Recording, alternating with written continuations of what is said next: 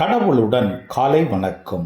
புனித மத்தேயு எழுதின செய்தி 9 அதிகாரம் 14 முதல் 17 வரை உள்ள இறைவார்த்தைகள். அக்காலத்தில் யோவானின் சீடர் இயேசுவிடம் வந்து, நாங்களும் பரிசேயரும் அதிகமாக நோன்பு இருக்க உம்முடைய சீடர்கள் ஏன் நோன்பு இருப்பதில்லை என்றனர்.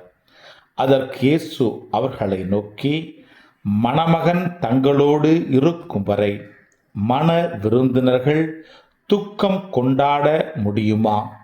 மணமகன் அவர்களை விட்டு பிரிய வேண்டிய காலம் வரும். அப்பொழுது அவர்களும் நோன்பு இருப்பார்கள். மேலும் எவரும் பழைய ஆடையில் புதிய துணியை ஒட்டு போடுவதில்லை. ஏனெனில் அந்த ஒட்டு ஆடையை கிழித்துவிடும், கிழிசலும் பெரிதாகும்.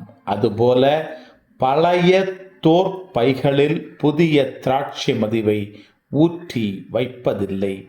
ஊற்றி வைத்தால் தோற்பைகள் வெடிக்கும், மதுவும் சிந்தி போகும், தோற்பைகளும் பாழாகும்.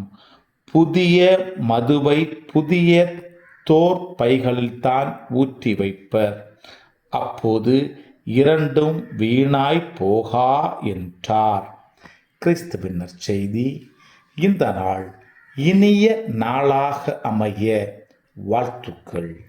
பல பல பல புதுமைகள், பெருமைகள், இனிமைகள் இறங்கிய நல்ல நாள், ஒரு நல்ல நாள், நம் தேவன் தந்த நாள். இது நல்ல நாள், ஒரு நல்ல நாள், நம் தேவன் தந்த நாள்.